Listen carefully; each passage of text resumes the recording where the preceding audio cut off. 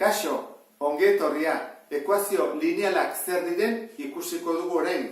Ekuazio hauek bi letra izaten dituzte, isa eta i gehienetan. Hemen azaltzen den bezala. Eta bere itxura laburtzen dugunean eta simplifikatzen dugunean izaten da.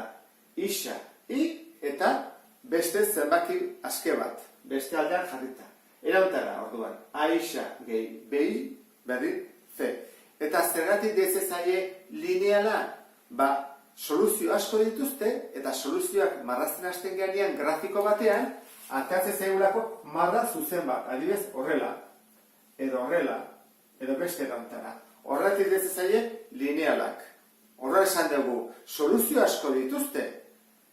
Jakin dezakegu soluzio hori zuzenaren edo ez, adibidez hemen 3 kaso ditugu.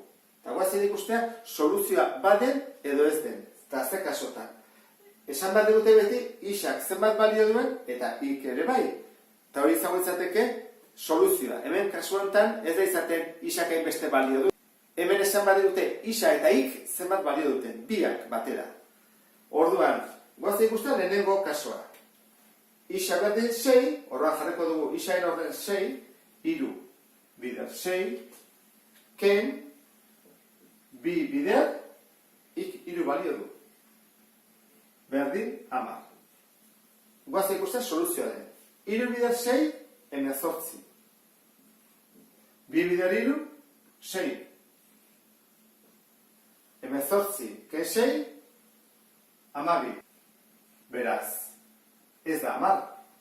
Ikusten duzu bezala, hau ez da soluzioa. Guazen ikustea bigarren honetan. Isaren ordez 0. Horrean, 3 bider 0. Ken, bi bider minus bost, jarri behar dugu orain, parentesi artean, berdin 10. Ea atatzen den? 3 bider 0, 0. Ken, bi bider minus bost, minus 10. Berdin 10. Hau, zuzena da? Bai, ez da? 10, berdin 10. Horra esango dugu, bai dela soluzioa. Soluzio bat. Infinito soluzio dode, bello da bat. Eta beste honetan, 3 bider bi, ken bi bider bat. Berdin 10. 3 bider bi, 6. Bider bi, 10. Ikusten den bezala, 6 ken bider 4, eta ez da 10. Orduan, hau ere ez da soluzioa. Ikusi ondoren nola konprobatzen diren soluzioak badiran edo ez diren, goazen ikustea soluzioak nola aurkitzen diren. Eta erauntara egiten da. Goazen pentsatzea orain, hau dugula gure ekuazio lineala. Egin behar duguna da, i isolatu. I bakarrik utzi. Orduan, bakarrik uzteko, berekin dagoena beste aldea pasa behar da. Zer egiten, batutzen, beste aldera, kentzen. Orduan, i berdin, 3, ken, 4 isa. I bakarrik utzi dugu, orain bai hasi gaitezken nahi ditugun soluzio guztien bila. Jarriko dugu hemen goian isa, eta hemen i. Eta isari nahi dugu baloriak emateko aukera dugu. Hasi gaitezke minus 3-tik. Minus 3, minus bi, minus bat, 0, bat, bi, 3, nahi den guztiak. Jarraiteke bete den, zatikia, komarekin edugun bezala. Torran, erauntara egiten da. Isak minus 3 balio duenean, zenbat balio du ik? Guazen ikustea soluzioa zen den. I berdin, 3 ken, 4 bider, zein behar dugu? Minus 3 ik. Jartzen du minus 3, i berdin, 3 ken, 4 bider minus 3, minus 12. Eta kenekin, 12. 15 da. Orduan, isak minus 3 balio duenean, ik balio du 15. Hau da, soluzio bat. Beste bat. Guazen minus bikin egitea. I berdin, 3 ken, 4 bider, minus bi. Orduan da, 3, minus 4, bider minus bi, plus 8. Guztira, 11. Horren hemen da, 11. Beste bat. Egingo dugu minus batekin. I berdin, 3 ken, lau bider berriro parentesi artean.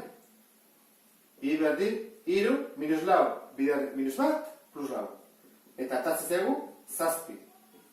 Gesten ari gara, ezta? Beruntz. Urrengoa badakizu zein den? Bueno, ez badakizu oraindik, guazen kalkulatzea. Zerokin egin barko dugu. I berdin, iru, ken, lau bider zero. Bueno, hau argi dago, iru dela. Iru. Oan bai, ezta? 15, 11, zazpi, iru, urrengoa, pentsatzen dut, asmatu dezula. Egin behar dugu.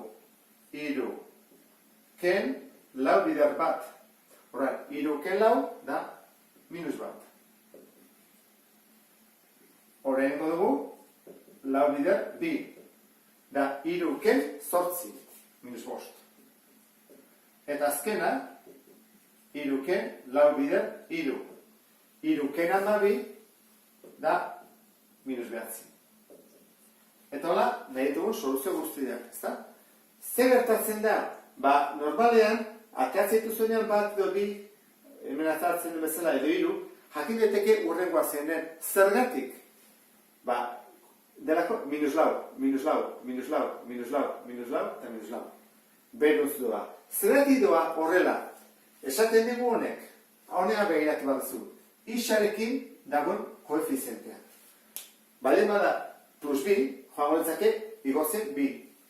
Baldin bada plus bost, bosnaka. Eta baldin bada minus iru, iru geisten denbora guztian. Eta ez badu, ez badu ezer, koefizienterik esan edu bat dela. Horran, joango litzake banaka igotzen edo geisten. Sarrera honekin pentsatzen dut ulertuko zelula ekuazio linealak zer diren. Beste bat arte, agur.